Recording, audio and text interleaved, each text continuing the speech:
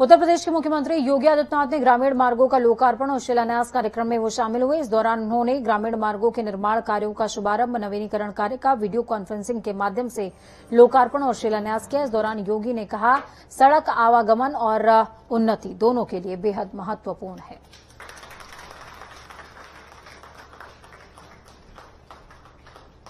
वहीं आपको बता दें कि योगी आदित्यनाथ ने अच्छी सड़कों को लेकर कहा कि आधी से ज्यादा आबादी ऐसी है जो ग्रामीण अंचल में निवास करती है। ऐसे में अगर सड़कें बेहतर नहीं होंगी तो बेहतर आर्थिकी की उम्मीद नहीं की जा सकती है। उत्तर प्रदेश सरकार ने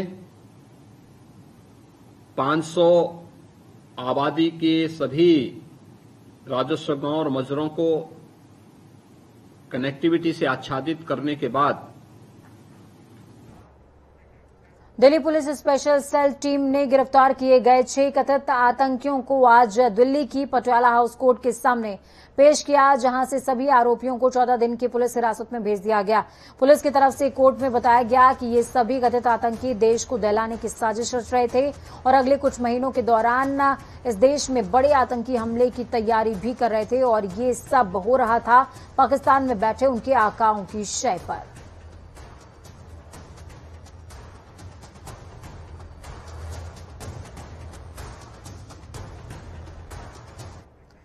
तो वहीं दूसरी तरफ इस पूरे मामले को लेकर यूपी के कानून मंत्री ब्रजेश पाठक ने कहा कि प्रदेश में सुरक्षा व्यवस्था बढ़ा दी गई है।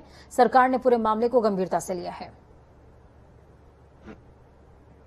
रैलियां या मीटिंग ऐसे त्योहारों के सीजन पर बाजारों में भी विस्फोट करना चाहते थे, ऐसे तथ्य प्रकाश में आए हैं। लेकिन सरकार पूरे प्रकरण पर गंभीरता से नजर रखे हुए है और जांच के लिए निष्पक्ष के लिए कहा गया है और ऐसे और भी लोग जो वांछित होंगे उनको दबोचा जाएगा, किसी को छोड़ा नहीं जाएगा और कड़ी से कड़ी सजा दी। तो वहीं दूसरी तरफ प्रियंका गांधी के दौरे के दौरान का एक वीडियो सोशल मीडिया पर जमकर वायरल हो रहा है। वीडियो थोड़ा पुराना है लेकिन दिखाना बेहद जरूरी, जिसमें प्रियंका गांधी के आगमन के दौरान समर्थक कांग्रेस पार्टी के बैनर पोस्टर लिए खड़े हैं, लेकिन उन्हें प्रियंका गांधी का नाम ही नहीं पता है। आप खुद देखिए। ये अड्डा है जहां पे अभी प्रियंका गांधी आने वाली हैं। हालांकि वो अपने कार्यालय जाएंगी, लेकिन यहाँ पे स्वागत समारोह रखा गया है। तमाम सारे समर्थक कांग्रेस के यहाँ पे खड़े हुए हैं। क्या नाम है आपका? जैनुद्दीन। जैनुद्दीन, कांग्रेसी हैं आप जी। किसका इंतजार कर रहे हैं? मायावती का। प्रियंका गांधी। कौन है प्रियंका गांधी? मुख्यमंत्री। अच्छा, प्रियंका गांधी मुख्यमंत्री का इंतजार कर रहे हैं ये। क्या नाम है आपका? सैदुल इस्लाम। सैदुल इस्लाम, पूरा नाम तो हमको नहीं पता है, लेकिन किसका इंतजार कर रहे हैं आप यहाँ? प्रियंका गांधी। कौन है प्रियंका गांधी? शोर मत करें, आवाज को मत दबाएं इनको बोलने दें। कौन है प्रियंका गांधी? नहीं जानते आप? जानते हैं प्रियंका गांधी कौन है? मुख्यमंत्री। क्या नाम है आपका? इनास अली। इनास अली मुख्यमंत्री प्रियंका गांधी का इंतजार कर रहे हैं ये। आप नेता हैं इनके? हाँ, मैं नेता हूँ इनका। आप, क्या नाम है आपका? मेरा नाम नरेंद्र गौतम है। नरेंद्र गौतम है। देख लीजिए, ये सारी तिकतियां हैं यहाँ पे लगी हुई है नरेंद्र गौतम, और ये यहाँ पे स्वागत समारोह है प्रियंका गांधी का। तो ये सारे कार्यकर्ता हैं जो साथ में आए। सब कार्यकर्ता हैं, कांग्रेस के कार्यकर्ता हैं। कांग्रेस के कार्यकर्ता हैं जी। अच्छा बेटा, क्या नाम है तुम्हारा? रफीकुल अली जी। रफीकुल अली। किसका इंतजार कर रहे हैं? सोनिया गांधी। सोनिया गांधी का इंतजार कर रहे हैं। गजब है, सोनिया गांधी जो आ रही है उनकी मम्मी का इंतजार कर रहे हैं। कौन है सोनिया गांधी? प्रियंका गांधी नेता है। किस पार्टी की? कांग्रेस की हैं। अच्छा, कांग्रेस पार्टी की नेता हैं। तो अजब गजब नजारा है, किसी को पता ही नहीं कि आ कौन रहा है और स्वागत किसका करना है। बेरोजगारी का आलम कुछ यूं देखिए। आगरा में जैन समाज के कार्यक्रम में पहुंचे केंद्र सरकार में राज्य मंत्री कौशल किशोर अपने दिवंगत बेटे की याद में भावुक हो गए। केंद्रीय मंत्री कौशल किशोर नशा मुक्ति अभियान के तहत नई पीढ़ी को नशे से दूर रखने के लिए लगातार अभियान चला रहे हैं। आगरा में जैन समाज के कार्यक्रम में केंद्रीय मंत्री ने समाज के लोगों को ये संकल्प दिलाया कि वो अपने आसपास के लोगों को नशे से दूर रहने का आग्रह करें। धन संपत्ति संपदा और सम्मान लूटते थे। नशा धन संपत्ति संपदा को नष्ट करता है और सम्मान को भी पूरी तरीके से नष्ट करता है। तो इससे हमारे देश का बड़े तेजी से नुकसान हो रहा है। एक इंटरनेशनल साजिश है उस साजिश का लोग, हमारी नई पीढ़ी के लोग शिकार हो रहे हैं। जो नशे के सौदागर हैं वो पूरी तरीके से नई पीढ़ी को जो है नशे में झोंक देना चाहते हैं केवल पैसा कमाने के लिए। तो आज का ये कार्यक्रम था और साथ में ही जो है, चूँकि डिपार्टमेंट का भी मैं हूँ तो इस पर मैंने मेट्रो भी चेक किया है, उस पर काम शुरू हो रहा है। सन 2026 तक के यहाँ पे मेट्रो का जो अभी तक के जो बन करके आया है। निषाद पार्टी के अध्यक्ष संजय निषाद ने आज लखनऊ में संकल्प समाज उत्थान आरक्षण यात्रा को हरी झंडी दिखाई। इस दौरान लखनऊ में 1090 चौराहे पर पार्टी कार्यकर्ताओं ने संजय निषाद का जोरदार स्वागत किया। तो वहीं इस दौरान हमारी संवाददाता ने संजय निषाद से खास बातचीत भी करी है, सुनिए। ये हमारी आरक्षण रैली है, यात्रा है। हमारा समाज सदियों से सताया जा रहा है, देश आजाद कराया है, संविधान में इनका हिस्सा लिखा हुआ है, लेकिन ये ताकतें वोट तो ले लेती हैं, चोट दे देती हैं। निर्णायक दौर में इनका आरक्षण आ गया है। निर्णायक दौर में आने के बाद इनका हिस्सा, रोजी रोटी सब फिट हो गया, भाजपा ने कह दिया मिलने वाला है। फिर षड्यंत्र के तहत जिन सरकारों ने, जिनकी ताकतें इनके हिस्से पर कब्जा कर रही हैं, जो गांव में आज के दिन में गरीब हैं, एक दिन की रोटी नहीं है, कपड़े नहीं है, घर नहीं है, ऐसे लोगों के लिए निषाद पार्टी डॉक्टर संजय पैदा हुए। उन्हीं के पास जा रहे हैं कि जो कार्यकर्ता हैं, ये आज के दिन में इन्हें सिखाने जा रहा हूं कि इनके दर्द को समझो कि विधानसभा में 2022 में आओगे तो उनके दर्द के लिए कानून बनाना है, कि न कि एसी में बैठकर आपको काम करना है। तो ये आज यात्रा है जगाने के लिए, चूंकि हमने 7 साल से 70 साल से दबाए गए थे, 7 साल में इन्हें ऊपर किया हूं। और वो 7 साल मैंने क्या किया हूं, वकील हूं, तो जिनके लिए लड़ाई लड़ा उनके बीच में जाकर उन्हें बताना होगा। और 2022 में वोट इकट्ठा करके निषाद पार्टी को किंग मेकर की भूमिका में 2022 में विधानसभा में आना। कांग्रेस के पूर्व अध्यक्ष राहुल गांधी के बयान पर मोहसिन रजा ने अपनी प्रतिक्रिया देते हुए क्या कुछ कहा है, सुनिए। कांग्रेस और कांग्रेसियों की सबसे बड़ी परेशानी जो है वो यही है, राहुल गांधी जी बार बार जो बयान देते हैं और उसमें इस तरह की चीजें निकल कर आती हैं, इससे साफ हो जाता है कि कांग्रेस न देश की संस्कृति से ज्यादा उसको लगाव है और न ही उनको कोई संस्कार आते हैं। क्योंकि राहुल गांधी जी जिस तरह के बयान दे रहे हैं, उन्हें ये नहीं पता है कि भारतीय जनता पार्टी की सरकार में महिला सशक्तिकरण, महिला गरिमा, महिला सम्मान, इसको लेकर आदरणीय मोदी जी ने 11 महिलाओं को देश का नेतृत्व दिया है अपनी कैबिनेट में।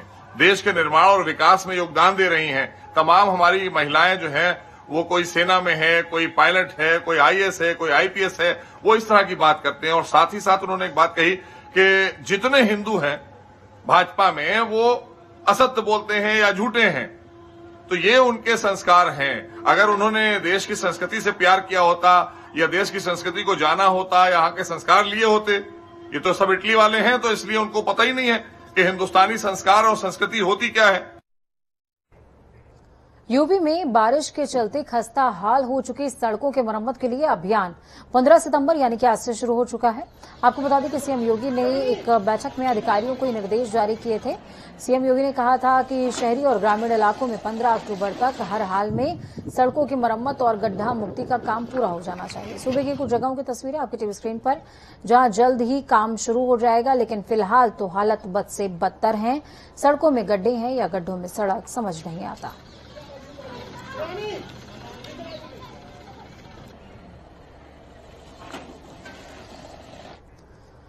तो जो ये तस्वीरें बयां कर रही हैं, वही बात मायावती ने कही भी है। उत्तर प्रदेश की सड़कों की खराब हालत और गड्ढों पर सरकार को घेरते हुए बहुजन समाज पार्टी की प्रमुख मायावती ने कहा, यूपी की सड़कों की हालत फिर से इतनी ज्यादा खराब हो चली है कि लोग समझ नहीं पा रहे हैं कि सड़कों में गड्ढे या फिर गड्ढों में सड़क है।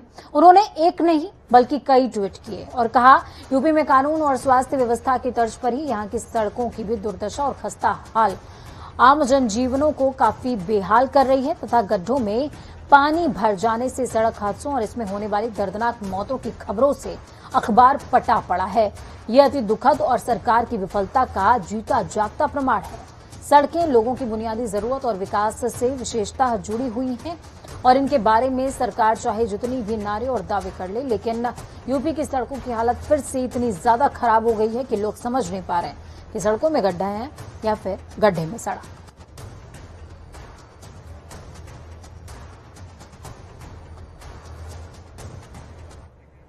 तो वहीं मौसम विभाग ने अगले 2 दिनों के दौरान बुंदेलखंड और ब्रज इलाके में भारी बारिश होने की चेतावनी जारी कर दी है। चित्रकूट, फतेहपुर, कानपुर देहात, कानपुर नगर, औरैया, जालौन, हमीरपुर, महोबा, झांसी, ललितपुर और आसपास के तमाम इलाकों में भारी बारिश होने की आशंका है। मौसम विभाग के अनुसार 16 सितंबर को फर्रुखाबाद, कन्नौज, आगरा, फिरोजाबाद, मैनपुरी और आसपास के तमाम इलाकों में भारी बारिश हो सकती है। वहीं राज्य के कुछ एक हिस्सों में 17 सितंबर को भी और कुछ जगहों पर हल्की बूंदाबांदी के साथ में गरज चमक के साथ बारिश हो सकती है।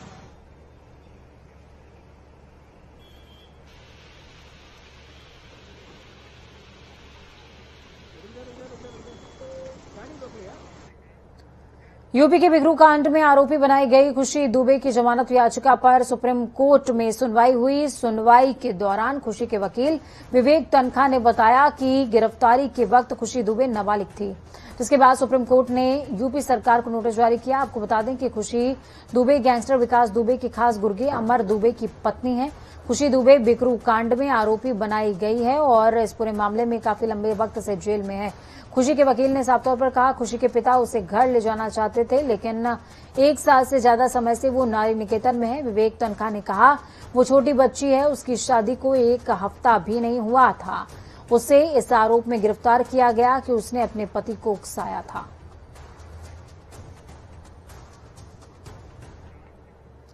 उत्तर प्रदेश विधानसभा चुनाव के अब महज कुछ ही महीने बचे हुए हैं। इसके चलते नेताओं की बयानबाजी भी तेज हो गई है। मुख्यमंत्री योगी आदित्यनाथ ने अखिलेश यादव पर तंज कसते हुए अब्बा जान कहा। उसके बाद अब्बा किसान नेता राकेश टिकैत ने असदुद्दीन ओवैसी को बीजेपी का चचा जान कहा है। पिछले कुछ दिनों में टिकैत की बौखलाहट बता रही है कि ओवैसी की सक्रियता उनके सियासी मंसूबे पर कहीं पानी तो नहीं फेर देगी। ये रिपोर्ट देखिए। राशन मिल रहा होगा ना आप लोगों को? राशन मिलना है राशन। क्या ये राशन 2017 के पहले भी मिलता था? क्योंकि तब तो अब्बा जान कहने वाले राशन हजम कर जाते थे।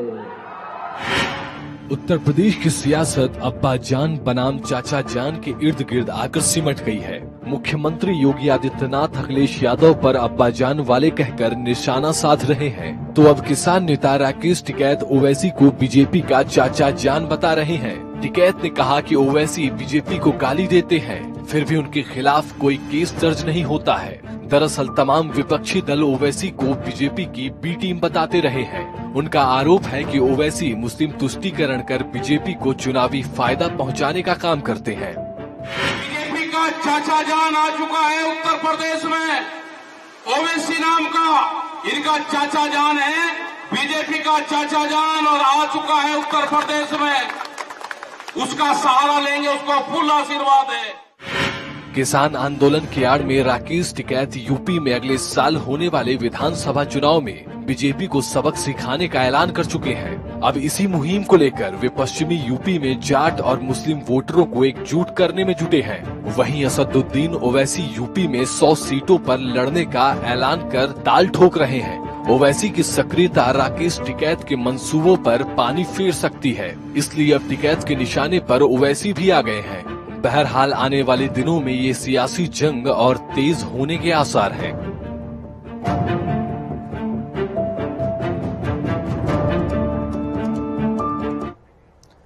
उत्तराखंड के कैबिनेट मंत्री हरक सिंह रावत और पूर्व मुख्यमंत्री त्रिवेंद्र सिंह रावत के बीच तकरार लगातार जारी है। हाल ही में अब त्रिवेंद्र सिंह रावत ने इशारों में हरक सिंह रावत पर तंज कसा है, जिसकी चर्चा सियासी गलियारों में तेज हो रही है। पूर्व सीएम त्रिवेंद्र सिंह रावत ने एक जानवर होता है गधा, वो हमेशा ढहचा करता है। उन्होंने बगैर नाम लिए कैबिनेट मंत्री हरक सिंह रावत पर यह तंज कसा है। आपको बता दें कि हरक सिंह रावत ने कहा था कि ढहचा बीज घोटाले में उन्होंने त्रिवेंद्र सिंह रावत को जेल जाने से बचाया था।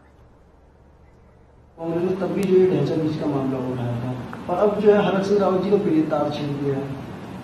अब हमारे यहाँ बोलते हैं कि गधा जो होता है ना, वो ढहचा करता है। कांग्रेस ने तब भी जो है ढहचा बीज का मामला उठाया था, और अब जो है हरक सिंह रावत जी को पीड़ित तार छीन दिया है। अब हमारे यहाँ बोलते हैं कि गधा जो होता है ना, वो ढहचा करता है। कांग्रेस ने तब भी जो है ढहचा बीज का मामला उठाया था, और अब जो है हरक सिंह रावत जी को पीड़ित तार छीन दिया है। अब हमारे यहाँ बोलते हैं कि गधा जो होता है ना, वो ढहचा करता है। कांग्रेस ने तब वहीं नैनीताल में लाखों लोगों की आस्था के प्रतीक मां नंदा और मां सुनंदा देवी की प्रतिमा को प्राण प्रतिष्ठा के बाद स्थापित कर दिया गया है। कोविड महामारी को ध्यान में रखते हुए राम सेवक सभा और जिला प्रशासन ने भक्तों को मंदिर में सीमित प्रवेश की अनुमति दी है। इसके साथ ही लाइव टेलीकास्ट और सोशल मीडिया के माध्यम से भक्त मां के दर्शन कर सकते हैं। आपको बता दें कि 1 साल बाद कोविड के कारण इस वर्ष पहली बार मां पर अटूट आस्था रखने वाले आम भक्तजन मां के दर्शन सीमित तौर पर कर पा रहे हैं। तो वहीं नैनीताल विधायक संजीव आर्या ने भी सभी को नंदा महोत्सव की शुभकामनाएं दी हैं। इसके अलावा महामारी को जल्द से खत्म करने की मां से कामना भी की है।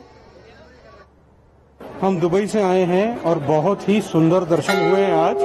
यहाँ जो मंदिर प्रशासन है और जो लोकल प्रशासन है और जो उत्तराखंड सरकार है, उन्होंने बहुत बढ़िया व्यवस्था करी है। सारे श्रद्धालु भी बहुत ही एक व्यवस्था बना के और पंक्ति से चल रहे हैं और पूरी सरकार और प्रशासन बधाई के पात्र है। मंदिर प्रशासन बधाई का पात्र है। आज मैं थोड़ा अस्वस्थ हूँ, मेरे पाँव में फ्रैक्चर हुआ है, उसके बावजूद किसी तरह की कोई धक्का मुक्की नहीं है और बहुत बढ़िया यहाँ पे प्रोग्राम चल रहा है। बहुत अच्छा लग रहा है। 2 सालों से हम इंतजार कर रहे थे। पिछले साल हम बहुत मायूस हुए कि मेला नहीं लगा, माँ के दर्शन नहीं हो पाए। हमें बहुत होता है, इस बार हमें पता चला कि माँ के दर्शन हो रहे हैं तो हमें बहुत ज्यादा खुशी हुई। वहीं इलाहाबाद हाईकोर्ट ने बीआरडी मेडिकल कॉलेज गोरखपुर के डॉक्टर काफिल अहमद खान के 31 जुलाई 2019 के निलंबन पर रोक लगा दी है। कोर्ट ने यात्री के खिलाफ विभागीय जांच कार्रवाई 1 महीने में पूरी करने के निर्देश देते हुए रिपोर्ट भी मांगी है और राज्य सरकार से इसे लेकर दाखिल याचिका पर जवाब भी तलब किया। यह आदेश न्यायमूर्ति सरल श्रीवास्तव ने डॉक्टर काफिल अहमद की याचिका पर दी है।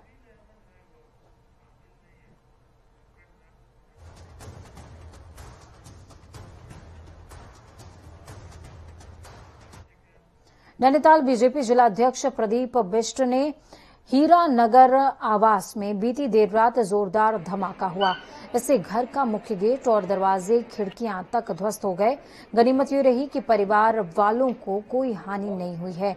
धमाका इतना जोरदार था कि पूरा क्षेत्र दहल उठा। तो वहीं सूचना मिलते ही मामले की गंभीरता को देखते हुए पुलिस और प्रशासनिक टीम मौके पर पहुंची है। घेराबंदी करते हुए जांच शुरू कर दी। मौके पर मौजूद जिलाधिकारी धीरज सिंह गब्रियाल ने कहा कि जांच के बाद ही पता चलेगा कि धमाका किस चीज से हुआ।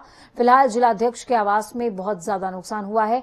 इसकी जांच में फॉरेंसिक टीम भी मदद कर रही है, उसकी मदद ली जा रही है। इसके अलावा एसपी सिटी जगदीश चंद्र ने बताया कि पुलिस की फॉरेंसिक और बीडीएस की टीम ने घर के अंदर सभी जगहों से सैंपल कलेक्ट किए हैं। रात को 11:15 बजे लगभग प्रदीप बिष्ट जो कि जिलाध्यक्ष हैं नैनीताल जनपद में भाजपा के, उनके घर पे एक विस्फोट हुआ है और उसके बाद जो स्थानीय अधिकारी हैं, पुलिस और प्रशासन के अधिकारी को सूचित किया गया। मौके पे तमाम सारे लोग हैं। यहाँ पे पुलिस टीम की ओर से जो फॉरेंसिक की टीम है, बीडीएस की टीम है, वो मौका मुआयना कर रही है, सैंपल्स कलेक्ट कर रही है।